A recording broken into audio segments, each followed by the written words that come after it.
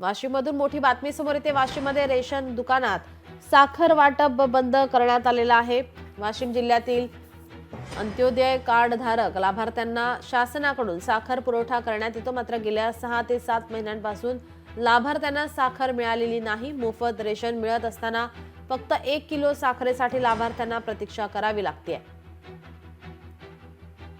7 ते 6 महिन्यांपासून लाभार्थ्यांना साखर मिळणं बंद झालेलं आहे। अंत्योदय कार्ड धारक लाभार्थ्यांना शासनाकडून साखर पुरवठा केला जातो, मात्र गेल्या 6 ते 7 महिन्यांपासून लाभार्थ्यांना साखर मिळत नाहीये। आपले प्रतिनिधी गोपाळ व्यास आपल्यासोबत जोडलेले आहेत। गोपाळ, काय अधिकची माहिती?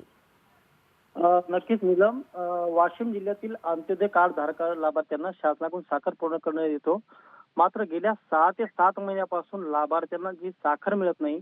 एकीकडे मोफत रेशन मध्ये गहू, तांदूळ असेल, ज्वारी असेल हे मिळत असताना अजूनही फक्त 1 किलो साखरेसाठी लाभार्थ्यांना प्रतीक्षा करावी लागत आहे।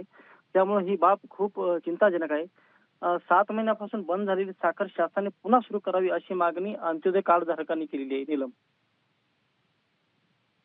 गोपाळ, आपण दिलेल्या या सविस्तर माहितीसाठी। 6 ते 7 महिन्यांपासून लाभार्थ्यांना साखर मिळणं बंद झालेलं आहे। वाशिम जिल्ह्यातील हा प्रकार सध्या समोर येतोय। अंत्योदय कार्ड धारक लाभार्थ्यांना शासनाकडून साखर पुरवठा करण्यात येतो, मात्र गेल्या काही महिन्यांपासून या लाभार्थ्यांना साखर मिळत नाहीये। मोफत रेशन मिळत असताना फक्त 1 किलो साखरेसाठी लाभार्थ्यांना प्रतीक्षा करावी लागते।